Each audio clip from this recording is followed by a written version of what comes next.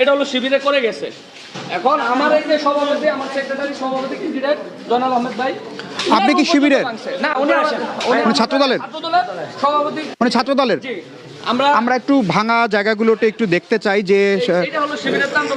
এগুলো ছাত্র দলের পক্ষ থেকে এখন যিনি রয়েছেন তিনি বলছেন যে এই তাণ্ডব আসলে শিবিরের পক্ষ থেকে চালানো হয়েছে এবং হলগুলোতে ভাঙচুর করা হয়েছে। এই আলমারি আসলে তালা দেয়া ছিল, এই তালা দেয়া আলমারি ভেঙে ফেলা হয়েছে এবং এই ভেঙে ফেলার কারণে এর ভেতরে যা ছিল তা মোটামুটি সবই লুটপাট হয়ে গেছে।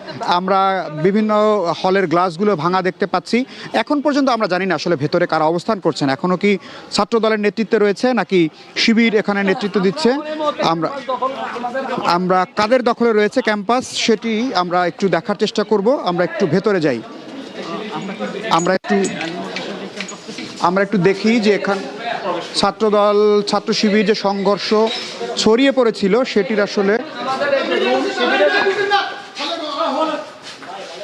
দেখেন শিবিরের কর্মকাণ্ড এবং আমাদের রুমের উপরে যে দেখেন ওরা দরজা সব ভেঙে ফেলছে।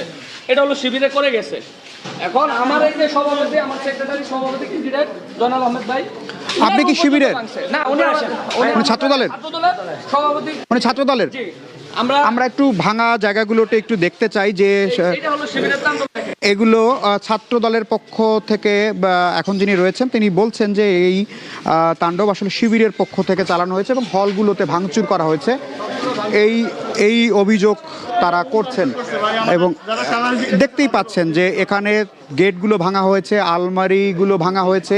আমরা ভেতরে আছি একেবারেই রুমগুলোর, অর্থাৎ ছাত্ররা যেখানে থাকতো এখানে তারা বলছেন যে তাদের ল্যাপটপ সহকারে নানান কিছু ছিল, এগুলো আসলে কোনো কিছুই নেই, সবগুলো নিয়ে যাওয়া হয়েছে। এবং এখানেও আমরা দেখতে পাচ্ছি যে ভাঙা অবস্থান রয়েছে। আমরা একটু আলমারিগুলো একটু দেখাই দর্শকদের। আমরা ঢাকা আলিয়ার ভেতরে ঢুকেছি, এখানে ছাত্রাবাস রয়েছে, সেই ছাত্রাবাসের ভেতরের এই আলমারি আসলে তালা দেয়া ছিল, এই তালা দেয়া আলমারি ভেঙে ফেলা হয়েছে এবং এই ভেঙে ফেলার কারণে এর ভেতরে যা ছিল তা মোটামুটি সবই লুটপাট হয়ে গেছে। এবং ছাত্রদলের পক্ষ থেকে অভিযোগ যে এটি আসলে শিবিরের যারা নেতাকর্মী ছিলেন তারা করেছেন। আমরা আরও কয়েকটি, এটি আসলে সড়ক মূল ফটক যেটি ছিল এটিও ভেঙে ফেলা হয়েছে। আমরা একটু দেখতে চাই যে আসলে কি ধরনের হলের ভেতরে তাণ্ডব চলেছে। আমরা একটু দেখতে চাই।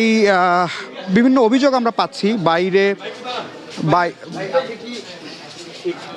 আমরা একটু দেখছিলাম যে এখানেও বাইরে দেখতে পাচ্ছেন যে টেবিল চেয়ার ভাঙা অবস্থায় রয়েছে। এই যে আরও একটি রুম ভাঙা অবস্থায় রয়েছে, এখানে আরও একটি রুম ভাঙা অবস্থায় রয়েছে এবং সেই আলো স্বল্পতার কারণে এখানে আসলে আলো নেই, যে কারণে আমরা দেখাতে পারছি না।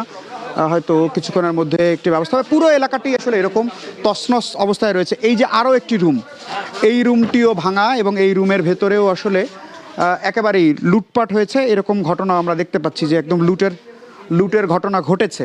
এবং প্রত্যেকটি হলের যে আলমারিগুলো থাকে যার ভেতরে আসলে ছাত্ররা ল্যাপটপ থেকে শুরু করে তাদের মাসিক খরচের টাকা পয়সা থেকে শুরু করে যতটুকুই যা থাকে তাদের কাছে, সেই জিনিসপত্রগুলো এই আলমারিগুলোর ভেতরে রাখতেন এবং এগুলোর সবই ভাঙা এবং এগুলো ভেঙে লুট করে নিয়ে যাওয়া হয়েছে। এবং এই লুটের আসলে পরিমাণ কত বা কার কাছে কি পরিমাণ টাকা ছিল একেবারে তছনছ করে ফেলা হয়েছে। এবং আমরা দেখতে পাচ্ছি যে বিভিন্ন আইডি কার্ড রয়েছে, এখানে সরকারি আলিয়া মাদ্রাসার আইডি কার্ড দেখতে পাচ্ছি, কবি নজরুল কলেজের আইডি কার্ড দেখতে পাচ্ছি। যদিও এটি অন্য একটি শিক্ষা প্রতিষ্ঠান, কবি নজরুল কলেজের আইডি হয়তো কোনো কারণে কেউ নিয়ে আসতে পারে, কিন্তু আরও 2-3 থেকে 3টি মাদ্রাসার আইডি কার্ড আমরা দেখতে পাচ্ছি। আমরা এই ফিতেগুলো, এই যে অন্য আইডি কার্ড, খুব সম্ভবত এটি অন্য কোনো ব্যানার হবে। এরকম অবস্থা, অনেকগুলো রুম ভাঙা। ঢাকা আলিয়ার ভেতরে আমরা এখন রয়েছি। আমরা ফ্রিজ বাইরে, এটি বোধহয় ছাত্ররা ব্যবহার করতেন, সেটিও বাইরে ভেঙে ফেলা হয়েছে। কি হলো আসলে এরকম তাণ্ডব চলার কারণ কি? এবং আজকে সকালবেলা ছিল এই অতর্কিতভাবে আমাদের ছেলেদের উপর আক্রমণ করে। পরবর্তী টাইমে ছাত্রদল এটা ফিডব্যাক দেওয়ার পরে ওরা বাহিরে থেকে বহিরাগত মহানগর উত্তর, পূর্ব এবং ঢাকা বিশ্ববিদ্যালয় সহ পার্শ্ববর্তী ইউনিটের ইসলামী ছাত্র শিবির এবং জামাতের মূল দলের নেতৃবৃন্দদেরকে নিয়ে ছাত্রদল ছাত্রদল এবং সাধারণ শিক্ষার্থীদের উপরে আক্রমণ অতর্কিত রুমগুলো ভাঙচুর করেছে কে? রুমগুলো ভাঙচুর করছে ইসলামিক ছাত্র শিবিরের যে সন্ত্রাসী বাহিনী আছে, তারা ঢুকে এই যে ওখানে একটা পিসি পড়ে আছে দেখেন, ওই পিসিটা আমার রুমে ছিল, আমার রুম থেকে ফালাই দিয়েছে। আমার রুমে 35,000 টাকা ছিল, আমার ছোট ভাইরা হল কার্ডের জন্য আমার কাছে রাইখে গেছিল। এই 35,000 টাকা এবং আমার পিসি সব কিছু রুম থেকে ফালাই দেয় এবং টাকাগুলো নিয়ে যায়। এবং বিভিন্ন রুমের এরকম ছেলেদের ল্যাপটপ, কম্পিউটার, মোবাইল সহ আরও বিভিন্ন আসবাবপত্র যেগুলো ছিল তারা সন্ত্রাসী কায়দায় লুটপাট করে নিয়ে যায়। আচ্ছা, এই রুমগুলো কি সব এরকমই ভাঙচুর হয়েছে? জি। কতগুলো রুমে এরকম লুটপাট হয়েছে? এরকম প্রায় 30-40টা রুমের মতন হবে, 30টার উপরে হবে। তো যারা লুটপাট করেছেন তারা তো এই প্রতিষ্ঠানের শিক্ষার্থী। এই প্রতিষ্ঠানের শিক্ষার্থী ছিল, আবার বহিরাগত ছিল। ছাত্র শিবিরের যে বহিরাগত ছেলেপেলে হলে আইসা আক্রমণ করছে তারা ছিল, শিবিরের পার্শ্ববর্তী ইউনিটের ছেলেরা ছিল। আমরা একটু দেখাতে চাই যে রুমগুলো ভাঙচুর করা হয়েছে, আমরা একটু ক্যামেরায় দেখাতে চাই। নিশ্চয়ই আয়শা দেখতে পাচ্ছেন যে একেবারেই দরজা পুরোটা ভেঙে ফেলা হয়েছে।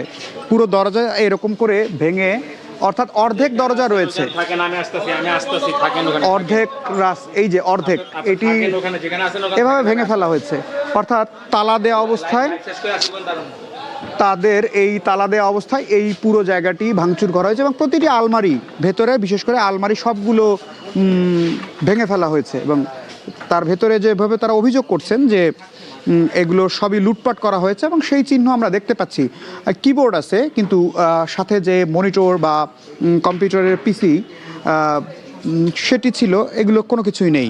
অর্থাৎ এবং ভেতরে দেখতে পাচ্ছেন যে এই যেগুলো দিয়ে আসলে এই আক্রমণগুলো চালানো হয়েছে, এই যে সেই লোহার রড, এগুলো এখনও রয়ে গেছে হলে ভেতরে এবং সবগুলো আলমারির দরজা আসলে ভাঙা। এবং এই ভাঙা পরিস্থিতি, এই যে লাগেজ যারা এইগুলো ব্যবহার করতেন তার ভেতরে হয়তো টাকা পয়সা থাকতে পারে, এগুলো আসলে নেই, এগুলো সব নিয়ে যাওয়া হয়েছে। ছাত্রদলের পক্ষ থেকে অভিযোগ করা হচ্ছে যে ছাত্র শিবির এবং ছাত্র শিবিরের সাথে যারা বহিরাগত এসেছিলেন তারাই এই লুটপাট চালিয়েছেন। এখানে আমরা কম্পিউটারের কিবোর্ড দেখতে পাচ্ছি, কিন্তু সাউন্ড বক্স সেটির শুধুমাত্র বক্স পড়ে আছে, ভেতরে কিছু নেই। কিবোর্ড রয়েছে এবং কম্পিউটার ভেতরে নেই। অর্থাৎ এরকম লুটপাটের ঘটনা ঘটেছে। আসলে কতটা লুটপাট হয়েছে এটি আসলে মাদ্রাসা কর্তৃপক্ষ এবং শিক্ষার্থীরাই বলতে পারবে। আমরা প্রাথমিকভাবে যে ধরনের চিত্র দেখতে পাচ্ছি সেটি দেখানোর চেষ্টা করলাম দর্শকদের। দখল